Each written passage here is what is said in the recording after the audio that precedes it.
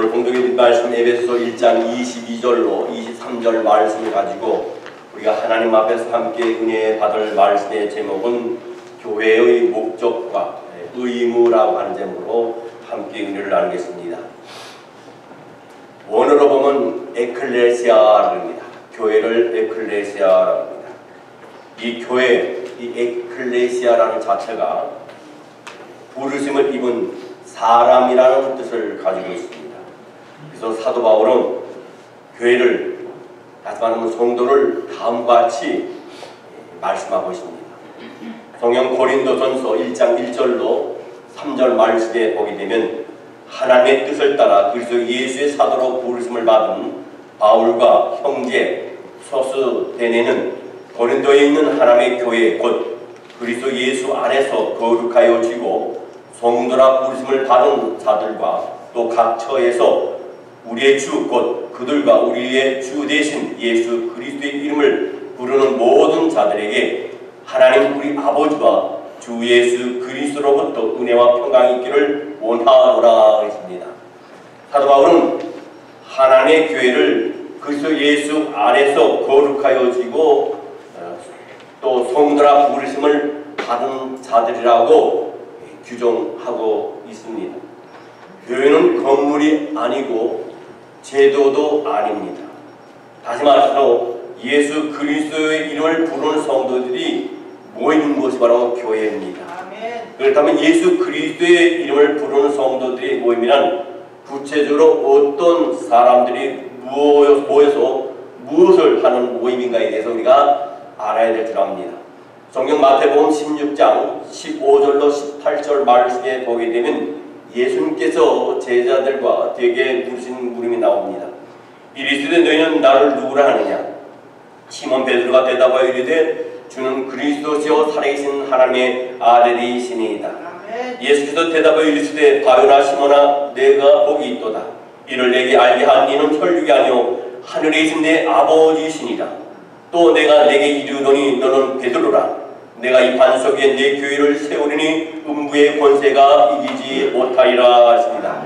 여러분, 이스라엘 백성들은 오랫동안 인간의 죄를 대속하러 이 땅에 오실 구원자, 바로 임마누엘 하나님이 계신 메시아, 인간에게 구원을 주시고 거룩하시게 하신 하나님의 자녀가 되게 해주실 그리스도를 합수 고대하고 있었습니다. 근데 베드로가 예수를 향하여 주는 그리스도시요 살아계신 하나님의 아들이라고 고백을 합니다. 여러분, 이 땅에 오신 예수님 당신이 바로 우리가 그토록 대망하던 구원자임을 이 베드로는 믿었고 그것을 고백을 했습니다. 이 고백을 들으신 주님께서는 마치 반석과 같은 베드로의 그 신앙 고백 위에 주님의 교회를 세우실 것을 천명하셨습니다. 따라서 교회는 베드로의 이름 위에 교회가 세워진 것이 아니라 베드로가 고백한 신앙 고백 위에 세워졌고 그 베드로가 고백한 신앙 고백을 같이 동일하게 하는 성도들이 모인 것이 바로 교회입니다. 교회의 주인은 목사가 아닙니다. 교회의 주인은 장로가 아닙니다. 교회의 주인은 권사도 집사도 아닙니다. 교회의 주인은 그 교회에서 가장 헌금을 많이 한 사람도 아닙니다. 교회의 주인은 모태신앙자도 아닙니다. 중요한 것은 교회의 주인은 우리 주님이시라. 중에서 분명히 반석과 같은 이 베드로의 신앙 고백 위에 내 교회, 즉 주님의 교회를 세우시겠다고 말씀하셨어요. 오늘 교회는 예수 그리스도를 주인으로 모시고 그 주를 경배하며 그분의 뜻을 이 땅 위에 이루어 나가는 사람들이 바로 교회예요. 교회는 사람입니다. 건물이 아닙니다. 그리고 교회가 타락했다면 그것은 건물이나 어떤 제도가 타락한 것이 아니라 하나님을 믿는 백성인 성도가 타락한 거예요. 그렇다면 교회된 성도된 우리 그리스도인들은 교회다운 성도다운 교회가 되기 위하여 교회된 우리 자신을 어떤 모습으로 가꿔야 하는 것인가를 참 중요한 것입니다. 381년 교회는 니케아 콘스탄티노플에서 신조를 통해서 우리는 터제는 우리는 하나이고 우리는 거룩하고 우리는 보편적이고 우리는 사도적인 교회를 믿는다고 고백했습니다. 오늘도 이 말씀은 이 네 가지 고백은 우리의 고백이 됩니다. 그래서 교회된 우리가, 성도된 우리를 어떤 모습으로 가꿔야 가야 하는가, 그 해답을 우리가 찾아야 돼요. 첫째로 교회는 어떤 모습이어야 하는가? 첫째는 하나가 되어야 한다는 겁니다. 교회는 하나 되어야 할 이유는 너무나 당연하게도 교회가 믿는 주님이 한 분이시기 때문입니다.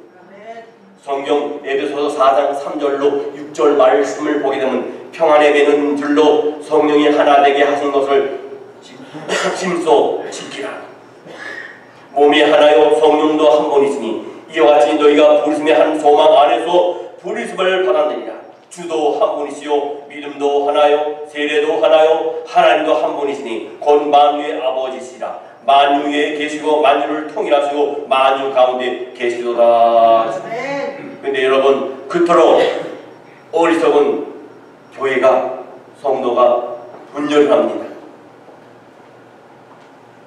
이 분열하는 것은 바로 주님께 대한 사랑이 아닙니다. 인간의 경명심과 이해의 득실에 기인하기 때문에 그 명분이 무엇이든 인간의 욕심에 기인하여 교회를 분열시키는 것은 명백한 죄악이에요. 둘째로 교회는 어떻게 됩니까? 거룩해야 된다는 겁니다. 그리스도인은 서로 뭐라 합니까? 성도라 합니다. 거룩한 도를 따르는 자. 성도는 거룩한 사람이라는 뜻이에요. 과연 그리스도인은 모두 거룩합니까? 저와 여러분은 모두 거룩합니까? 이 세상에 살아있는 모든 사람이 이 질문에 당당하게 대답할 수 없습니다. 그런데 어찌해서 성도가 될 수 있습니까? 어찌 그런 사람들이 모임인 교회가 거룩할 수 있습니까? 그것은 먼저 하나님께서 거룩하다고 말씀하셨기 때문인 줄 믿습니다. 우리는 모두 죄인입니다. 그러나 우리가 예수 그리스도를 믿을 때에 하나님께서 그리스도의 의를 보시고 하나님을 믿고 예수 그리스도를 믿는 저와 여러분을 거룩하다고 인정해 주신 것입니다. 로마서 1장 7절 말씀에 보게 되면 로마서에서 하나님의 사랑하심을 받고 성도로 부르심을 받은 모든 자에게 하나님의 우리 아버지와 주 예수 그리스도로부터 은혜와 평강이 있기를 원하노라. 이처럼 그리스도인들은 하나님으로부터 성도로 부르심을 입은 자들이 있기 때문에 거룩할 수밖에 없고, 거룩한 성도들의 모임인 교회가 역시 거룩할 수밖에 없다는 거예요. 교회가, 성도가 거룩한 또 하나의 이유는 거룩하신 주님께서 교회의, 성도의 주인이 되시고 머리가 되시기 때문에. 성경 에베소서 1장 22절로 23절 우리 오늘 읽은 본문 말씀에 또 만물을 그의 발 아래 복종하게 하시고 그를, 바로 그리스도를 만물 위에 교회의 머리로 삼으셨느니라. 교회는 그의 몸이니 만물 안에서 만물을 충만하게 하시는 이의 충만함이니라. 예수 그리스도는 교회의 머리가 되신다는 겁니다. 바로 저와 여러분의 머리가 되신다는 겁니다. 성도는요, 교회는 머리 된 주님의 몸입니다. 우리나라에도 온 적이 있는 영국의 유명한 천리 물리학자 호킹 박사가 있습니다. 죄송하지만 이 호킹 박사는 하나님을 인정하지 않고 하나님을 믿지 않습니다. 그는 온몸을 쓰지 못합니다. 사지가 전혀 움직이지 못합니다. 그러나 그의 머리가 이 세상에 그 누구보다도 뛰어나고 누구도 따를 수 없는 자에도 불구하고 그가 불구지만 천지의 몸으로 각 머리가 너무나 좋기 때문에 그 몸도 천지의 몸이 될 수밖에 없어요. 이처럼 교회된 우리가 우리 자신을 쓸모없는 인간인지는 모르지만 거룩하신 예수 그리스도께서 우리의 머리 되심으로 우리 또한 거룩한 성도고 교회일 수밖에 없고 하나님의 자녀일 수밖에 없는 줄 믿습니다. 그러나 하나님께서 우리를 성도라 부르시고 또 주님께서 교회의 머리가 되심으로 보잘것없는 우리가 거룩하게 되었다는 것은 그러므로 계속 아무렇게나 살아도 좋다는 말은 아닙니다. 거룩하지도 않은 사람을 하나님께서 거룩다 구별해 주셨으므로 지금부터 거룩한 삶을 살면서 걸어가신 하나님을 증언할 의무를 갖추는 것이 바로 저와 여러분의 사명이에요. 우리는 성령의 거룩하게 하시는 능력을 겸손하게 우리가 구하면서 우리 자식이 정말 거룩한 교회가 되어야 합니다. 그렇게 되기 위해서 노력해야 돼요. 그렇게 되기를 원치 않는다면 우리 주님은 우리에게 질책하실 겁니다.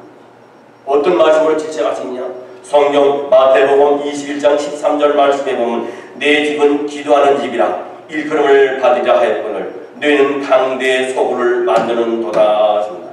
내 집은 만민의 집, 기도하는 집이라 했어요. 아멘. 내 집이 어딥니까? 나이다. 내 육체, 내 마음, 내 중심. 내 집은 기도하는 집이라 했어요. 아멘. 너희 집을 강대의 소굴로 만들지 마라. 세 번째로 교회는 어떻습니까? 보편적이어야 됩니다. 원래 그 교회는 보편적이라는 말은 캐톨릭이라는 말입니다.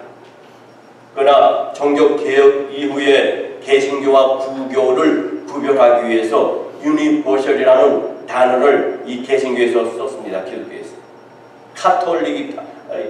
카톨릭이든 유니버셜이든 그 의미는 다 동일해요. 교회가 보편적이어야 한다는 것은 인종과 지역과 나라와 재산과 학력과 신분, 나이를 따지지 않는, 다시 말해서 남녀노소 부귀 귀천을 구별하지 않는 문자 그대로 만인을 위한 교회가 되어야 된다는 겁니다. 교회 주인이신 주님께서 만민을 위하여 오셨고 또 만민에게 복음을 전하라고 명령하셨기 때문입니다. 성경 요한복음 3장 16절 말씀에 보면 하나님이 세상을 이처럼 사랑하사 독생자를 주셨으니 이는 그를 믿는 자마다 멸망하지 않고 영생을 얻게 하려 하심이라. 마태복음 28장 19절로 20절 말씀에도 그러므로 너희는 가서 모든 민족을 제사로 삼아 아버지와 아들과 성령의 이름으로 세례를 베풀고 내가 너희에게 분부한 모든 것을 가르쳐 지키게 하라. 여러분, 옛날보다는 많이 나아졌지만은요, 오늘날이라 해서 모든 교회가 다 보편적인 것은 아닙니다. 미국에는요, 백인 전용 교회가 있고 흑인 전용 교회가 있습니다. 교인의 자격을 심사하여서 들어오게 하는 교회가 있습니다. 여러분, 교인의 자격을 심사해서 들어오는 교회라면 여러분, 우리는 하이 클래스가 아니잖아요. 저와 여러분 들어오지 못합니다. 백인 전용 교회에서 우리는 들어가지도 못해요. 흑인 전용 교회가 있으면 우리는 거기 들어가지 못합니다.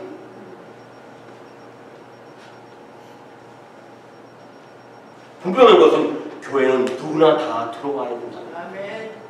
사기꾼도 들어올 수 있습니다. 술주정뱅이도 들어올 수 있습니다. 살인자도 들어올 수 있습니다. 거주도 들어올 수 있습니다. 그런 자들이 편한 마음으로 들어와서 예배를 드릴 수 있는 것이 바로 참된 하나님의 교회입니다. 교회는요, 만민을 구원하시는 주님의 집이기 때문이에요. 보편적이라는 꺼리는, 보편적이기를 꺼리는 교회는 주님의 교회가 될 수 없어요.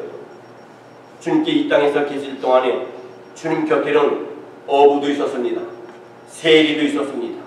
장교도 있었고, 학자도 있었고, 정치인도 있었고, 군인도 있었고, 부자도 있었고, 거지도 있었고, 병자도 있었고, 창녀도 있었고, 강도도 있었고, 남자도 있었고, 여자도 있었고, 어린아이도 있었고, 늙은이도 있었고, 젊은이도 있었어요. 문자 그대로 남녀노소 빈부 귀천이 섞여 있었습니다. 누구 곁에요? 예수님 곁에.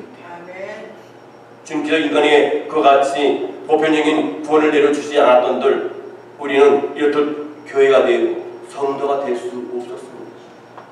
네 번째로 교회는 사도적이어야 된다. 사도적이어야 된다는 것은 사도들이 전하여 준 말씀에 서 있는 것이에요. 다시 말하면 말씀에 우리가 서 있는 거예요. 든든히. 성경 에베소서 2장 20절로 22절 말씀에 보면 너희는 사도들과 선지자들의 터 위에 세우심을 입은 자라. 이 말씀을 잘 보시기 바랍니다. 너희는 사도들과 선지자들의 터 위에 세우심을 입은 자라. 그래서 예수께서 친히 모퉁이 돌이 되셨느니라. 그의 아래서 건물마다 서로 연결하여 주 안에서 성전이 되어가고 너희도 성령 안에서 하나님이 거하실 처소가 되기 위하여 그리스도 예수 안에서 함께 지어져 가느니라. 아멘. 여기서 보면요, 20절의 말씀에 보면 사도들과 선지자들의 터 위에 세심을 입은 자라 했습니다. 사도들과 선지자들의 터, 즉 그들이 전해준 성경 말씀에 서지 않고는 교회가 될 수 없다는 겁니다. 말씀을 통하지 않고는 교회의 주인이시요 머리시요 교회의 모퉁이 돌이 되시는 주님과 우리가 연결될 수 없다는 말씀입니다. 성도로 부름받은 모든 그리스도인들이 말씀에 서지 않으면요 안 되는 이유가 바로 여기에 있습니다. 그리고 말씀을 잘하는 목사나 전도사나 강도사나 구역인도자나 자신이 말씀의 주인이 아닌 도구임을 절대로 잊어서는 안 됩니다. 말씀을 듣는 사람은 말씀을 전하는 사람이 아니라 언제나 그가 전하고자 하는 말씀을 포착해야 됩니다. 다시 말해서 말씀을 전하는 사람은 스스로 자기 스스로 우상이 되지 말라는 겁니다. 자신을 가리켜 늘 부인해야 된다는 겁니다. 말씀을 듣는 사람은 달을 가리키는 손가락을 보는 것이 아니라 보게 하는 것이 아니라 달을 보게 해요. 설교가가 말씀을 전하는 자가 또 말씀을 인도하는 자가 그 말씀을 통해서 성도가 은혜 받고 그 자신이 인기 있고 그 자신이 존경받은 것은 이미 복음이 퇴색된 겁니다. 복음의 주인은 예수 그리스도 말씀이고 하나님입니다. 여러분, 교회는 첫째 하나여야 됩니다. 둘째는 거룩해져야 됩니다. 셋째는 보편적이어야 되고 네 번째는 사도적이어야 된다. 따라서 교회된 우리는 끊임없이 우리 자신을 이런 모양으로 갖고 나가야 돼요. 그렇다면 우리가 이와 같은 모습의 교회로 이 땅에 존재하는 궁극적인 목적은 무엇입니까? 이 땅 위에서 교회가 감당해야 할 최후의 사명은 뭡니까?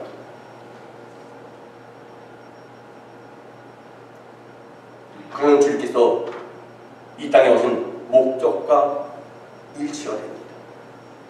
교회의 주님이시기에 주님의 목적이 곧 교회의 목적이고 성도의 목적이고 주님께서 공생애를 시작하시면서 제일 먼저 하신 말씀 속에 그 목적이 나타나 있습니다. 성경 마태복음 4장 17절 말씀에 보면 이때부터 예수께서 비로소 전파하여 이르시되 회개하라 천국에 가까웠느니라 하시더라 하셨습니다. 주님이 이 땅에 오신 목적은 인간을 구원하여 천국으로 인도하시기 위함이에요.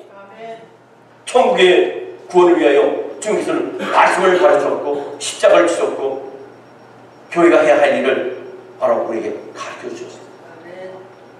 세상 사람들로 하여금 예수 그리스도를 믿게 하여서 천국으로 인도하는 것, 이것이 교회 바로 성도된 목적입니다. 사명입니다. 천국은 이 땅에서 죽은 뒤에 가는 곳으로 끝나는 것이 아니다. 우리는 예수 그리스도를 믿음으로 이미 구원을 얻었습니다. 또 천국을 얻었습니다. 우리에게 이미 천국이 임하여 있습니다. 그러나 교회는 이미 우리에게 임한 하나님의 나라를 이 땅에 구현시켜야 할 의무와 책임이 우리에게 있다는 사실. 바꿔 말해서 우리 가정과 우리 일터 그리고 사회를 천국으로 일구어 나가야 된다. 바로 우리 하나님은 천국 확장의 사명을 주셨습니다. 이것이 교회의 사명이고 성도의 목적입니다. 근데 우리는 우리가 사는 가정에서, 우리가 사는 직장에서, 사회에서 혹시 천국 확장을 하는 자가 되는지 아니면 천국 확장을 닫는 존재가 되는지 우리는 명심하고 생각해 봐야 됩니다. 하나님께서 인간에게 천국의 모형을 구체적으로 보여주신 것이 있습니다. 그것이 바로 에덴입니다. 에덴 동산이에요. 죄로 말미암아 상실했던 바로 그 낙원이에요. 구원받은 그리스도인들을 잃어버렸던 그 에덴 동산을 이 땅에 우리는 복원해야 됩니다. 그것이 교회의 궁극적인 목적이고 성도에게 주신 하나님의 사명입니다. 창세기 2장 8절로 17절 말씀을 보겠습니다. 여호와 하나님이 동방의 에덴의 동산을 창설하시고 그 지으신 사람을 거기 두시니라. 여호와 하나님이 그 땅에서 보기에 아름답고 먹기에 좋은 나무가 나게 하시니 동산 가운데에는 생명나무와 선악을 알게 하는 나무도 있더라. 강이 에덴에서 흘러나와 동산을 적시고 거기서부터 갈라져 네 근원이 되었으니 첫째 이름은 비손이라. 금이 있는 하일라 온 땅을 둘렀으며 그 땅의 금은 순금이요 그곳에는 베델리엄과 호마노도 있으며 둘째 강의 이름은 기혼이라. 구스 온 땅을 둘렀고 셋째 강의 이름은 데빌이라. 아수르 동쪽으로 흘렀으며 넷째 강은 유브라데더라. 여호와 하나님이 그 이름을 이끌어 그 사람을 이끌어 에덴 동산에 두어 곳을 경작하게 하며 지키게 하시며 여호와 하나님이 그 사람에게 명하여 이르시되 동산 각종 나무의 열매는 너가 임으로 먹되 선악을 알게 하는 나무의 열매는 먹지 말라. 너가 먹는 날에는 반드시 죽으리라 하시니라 하십니다. 그러면 에덴은 무엇을 뜻하느냐? 에덴은 어떤 것을 의미하느냐 하는 겁니다. 에덴은 강이 시작되는 곳입니다. 강은 물이고 또 물은 생명입니다. 참다운 생명은 언제나 사랑입니다. 생명이 있다 하지만 거기에 사랑이 없다면 그것은 물도 아니고 생명도 아닙니다. 사랑의 특징은 뭡니까? 자기의 희생입니다. 사랑의 특징은 또 뭡니까? 자기를 비우는 것이고 낭비하는 것이고 하나님께서는 사람을 살리기 위해서 하나밖에 없는 독생자 예수 그리스도를 이 땅에 보내셔서 십자가에 죽이시기까지 저와 여러분을 사랑하셨습니다. 여러분 자식에 대한 어머니의 사랑을 한번 보시 바랍니다. 어머니의 사랑은 언제나 자기 희생적인 사랑이에요. 자기 낭비입니다. 자신의 건강을 쏟고 자신의 시간을 쏟고 정성을 바치고 돈을 아끼지 아니합니다. 자식을 위해서 자신을 소멸하는 겁니다. 그러나 아무도 그를 비난하지 않아요.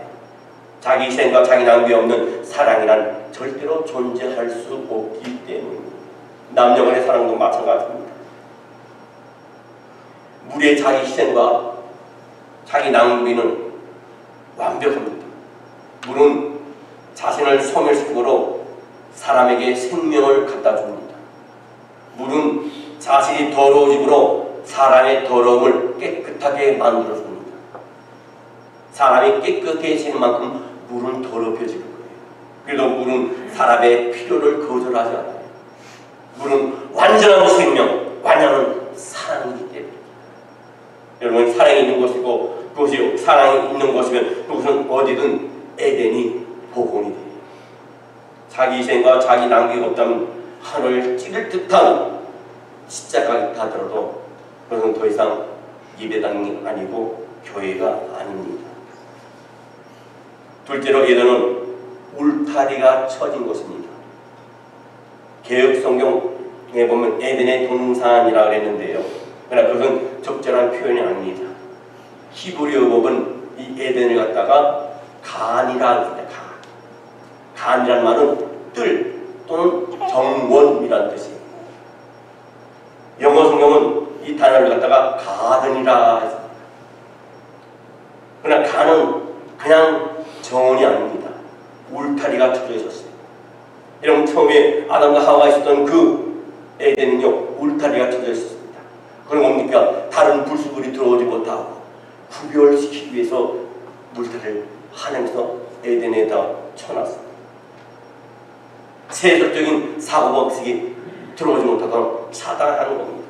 설령 수도원에 깊은 울타리 속에 있더라도 세속적 사고방식을 버리지 못했다면 그것은 여전히 속세일 수밖에 없어요. 그러나 창녀촌에 있을지라도 세속적 세상 방식을 초월한 사람이라면 이는 그는 이미 에덴에 거하는 사람이에요. 여러분 그리스도인이 된다는 것은 마음을 바꿔먹는 거예요. 그것은 생각이 바뀌는 겁니다. 세속적인 생각에 그대로 젖어 있는데 세상적으로 그대로 젖어 있는데 세상의 향락에 그대로 젖어 있는데 세상의 풍습에 그대로 젖어 있는데 그 마음이 변할 수 있습니까? 변하지 않습니다. 그 안에 에덴이 임합니까? 에덴이 임하지 않습니다. 그래서 우리는 울타리를 쳐야 된다. 세상과 구별된 울타리를 쳐야 된다. 그 울타리는 말씀입니다. 예수께서 그 말씀하셨어요. 아무든지 나를 따라오려거든 십자가를 지라. 자기를 부인하라. 아무리 열심히 주님을 따라다녀도 자기 부인이 없으면 아무 소용이 없어요. 실제로 에덴은 뭡니까? 보석이 있는 곳이에요. 에덴에는 금이 있습니다. 그냥 금이 아니에요. 99.9% 숨은 금입니다. 베델리엄이라고 있습니다. 베델리엄이 거기 있습니다. 바로 진주가 거기 있었어요. 호마노도 있었습니다. 에덴에 각종 보석이 에덴에 있었습니다. 여러분, 천국과 보석의 함수 관계는 뭡니까? 도대체 그것의 보석이 용도는 무엇에 쓰여졌습니까? 사도 요한은 그가 본 천국을 이같이 증언합니다. 그가 기도하는 중에 3,000층 바로 천국을 다녀왔습니다. 천국을 다녀와서 그는 이런 고백을 합니다. 요한계시록 21장 18절로 21절 말씀. 그 성곽은 벼곡으로 쌓였고 그 성은 정금인데 맑은 유리 같더라. 그 성의 성곽의 기초석은 각색 보석으로 꾸몄는데 첫째 기초석은 벼곡이요, 둘째는 남보석이요, 셋째는 옥수이요, 넷째는 녹보석이요, 다섯째는 홍마노요, 여섯째는 홍복석이요, 일곱째는 황옥이요, 열째는 녹옥이요, 아홉째는 담황옥이요, 열째는 비치옥이요, 열한째는 청옥이요, 열둘째는 자수성이다. 그 12문은 12진주니 각 문마다 한 개의 진주로 되어 있고 성의 길은 맑은 유리 같은 정금이더라. 천국에 가면 길이 그물에 있어요. 순금으로 되어 있어요. 반짝반짝합니다. 이어서 온갖 보석 종류가 저기 다 나와요. 그러나 그 보석들은 안방 장롱에 깊이 모서져 있는 것이 아니에요. 통기시는 돌이나 벽돌처럼 찢은 재료로 그 모든 금은 보화가 다 쓰여진다는 거예요. 우리는 집에 금수저 하나만 있어도 얼마나 가보려 여깁니까? 심지어는 어떤 음식에 음식에 앉아서도 그걸 먹어보았습니다만 금가루를 깔아서 주더라고요. 금을 갈아가지고 아주 얇게 갈아갖고 푸어 날아갈 정도로 그걸 갖다 제 음식에 넣어주더라고요. 목사님이라고. 여러분, 그 금가루 먹는다고 우리가 뭐 달라질 게 있어요? 근데 우리가 그 귀하게 여기는 그 금이 모든 보화들이 천국에 다 깔렸어요. 예수님에게는 그 보석 하나하나, 금 하나하나가 하나의 돌덩이 같이 별 그게 귀하지 않은 거죠. 여러분, 그리스도는 누구보다 열심히 일하여 많은 열매를 거둬야 돼요. 그것을 세상에 봉사하기 위한 도구로 사용하여야 됩니다. 어떤 교회도 세상의 보석 물질을 하나님으로 삼아서는 안 됩니다. 돈을 하나님보다 더 사랑해서는 안 됩니다. 모든 사랑의 기준을 돈에 둬서는 안 됩니다. 모든 걸 우리의 생명까지도 금도 은도 모두 돈도 하나님이 주셨습니다. 여러분, 인간의 죽음 앞에서 보석이라는 것은 한낱 돌덩이에 불과하지 않아요. 일본의 우찌무라 간조라는 사람이 있습니다. 유명한 신학자고 지금도 일본의 기독교인들뿐만 아니라 비기독교인들에게 존경을 받는 목사님이 있습니다. 그 분이 그런 말을 했습니다. 해변을 걷다가 다이아몬드를 발견된다면 그것은 하나님께서 나에게 주시려는 것이 아니라 그런 것을 보고도 그냥 지나칠 수 있도록 자신을 훈련시키는 것으로 받아들일 것이라고 말했어요. 그에게 세상의 보석은 보석이 아니었습니다. 진리신 예수 그리스도가 그의 보석이었고 그래서 그의 삶 속에는 언제나 에덴이 넘쳤습니다. 넷째로 에덴은 의무를 다하는 곳입니다. 에덴이라는 말은 기쁨이라는 뜻입니다. 이것은 부여된 의무와 책무를 잘 감당했을 때 부여되는 상급입니다. 그리고 의무와 책무를 회피하는 곳에는 에덴의 자리가 잡을 수가 없어요. 그곳에는 단지 삶의 타락으로 인한 고통과 슬픔뿐이에요. 여러분, 한 사람이 의무와 책임을 다하지 않음으로 해서 자신 혼자만 해를 당하는 것이 아니라 내 주위에 있는 사람까지도 피해를 줄 수 있습니다. 주위의 사람까지 망칠 수 있습니다. 우리는 그리스도인으로서 한 가정의 가족으로서 라운드라 출석하는 장소, 모든 책임과 의무를 다함으로 참다한 교회의 일원이 되는 저와 여러분 되시기를 주의로 축원합니다. 마지막 말씀을 마치겠습니다. 에덴에는 선과 악이 있었습니다. 그 선과 악은 어디서나 볼 수 있게 했습니다. 중앙에 우뚝 서 있었습니다. 왜 하필이면 에덴의 선악과가 있었을까요? 사람들은 에덴의 선악과를 두신 하나님의 이해가 되지 않을 때가 있었어요. 그러나 선악과로 인해 인간이 죄인이 되었기 때문에 그래서 선악과를 만든 하나님을 이해하지 못합니다. 그러나 에덴에는 반드시 선악과가 있어야 합니다. 선악과는 없는 것은 결코 성경이 말하는 에덴이 아니었습니다. 여러분의 선악과는 뭡니까? 말씀입니다. 여러분 선악과를 따먹지 말았습니다. 말씀이에요. 하나님의 말씀이 우리에게 주어졌습니다. 그 말씀을 순종하지 않고 그대로 따르지 않고 어기는 것은 곧 아담과 하와가 먹지 말라 하는 것 순종하지 못한 에덴 선과 악을 아는 과일을 따먹은 죄를 똑같이 한 거랑 마찬가지. 하나님께서 에덴 각종 나무를 만드신 뒤에 아담에게 그 실과를 마음대로 먹게 하셨어요. 그 모든 것이 다 아담 것이었습니다. 그러므로 아담이 어떤 실과를 먹든지 그 앞에서는 하나님과 아담의 차이가 외견상으로 볼 때는 드러나지 않습니다. 그러나 에덴에서 하나님과 아담의 차이를 분명하게 구별해주는 나무가 바로 한 그루가 있는데 그것이 바로 선악과라는 거예요. 그 나무의 실과만은 아담을 먹을 수 없습니다. 하나님께서 먹지 못하게 하신 거예요. 그 나무 앞에서 하나님은 창조주 하나님이시고 인간은 하나님의 명령에 절대적으로 순종해야 할 피조물인 것을 확연히 구별하고 드러낸 것입니다. 그 나무야말로 하나님을 하나님으로 인간을 인간으로 드러내는 표상입니다. 그 나무가 에덴 동산의 한가운데 있어요. 아담은 그 나무를 볼 때마다 에덴과 자기 인생의 주인은 자신이 아니라 자신과 에덴을 창조하신 하나님인 것을 인정하고 확인하고 믿었습니다. 근데 사탄이 인간을 유혹했어요. 그 실과를 먹으면 하나님같이 된다 하는 말에 쏘아 넘어가서 하나님과 인간 사이에 차이가 없어지고 인간이 하나님과 동등된다는 말에 넘어갔습니다. 인간은 그 말로 넘어가 선악과를 따먹고 말았어요. 그래서 하나님과 인간 사이의 차이가 부정하고 인간 스스로 하나님이 된 그것이 바로 죄입니다. 그 결과 에덴을 상실했어요. 우리가 하나님의 말씀을 상실했을 때, 순종하지 않았을 때 바로 하나님의 말씀이 네 안에서 상실해버렸어요. 그러나 에덴의 도구는 인간이 부정했던 선악과를 다시 심는 것에부터 시작이 되었다는 겁니다. 말씀을 마칩니다. 교회는 성도는 이 땅 위에 하나님의 나라를 건설해 나가야 돼요. 내 가정과 일터 그리고 이 사회를 천국으로 일구어 나가야 할 의무와 책임이 바로 저와 여러분에게 하나님께서 주셨다는 사실입니다. 그 어느 곳이든 우리는 선악과를 심어야 됩니다. 아니 우리 마음 가운데 선악과를 심어야 됩니다. 교회된 우리가 심려를 기울여야 할 최초와 최말인 바로 이 일이에요. 선악과를 심어야 됩니다. 우리 마음 가운데 하나님이 되실 때, 다시 말해서 우리의 중심으로 하나님을 하나님으로 모시고 섬길 때에만 성도고 교회이며 하나님의 나라가 가능하게 되는 줄 믿습니다.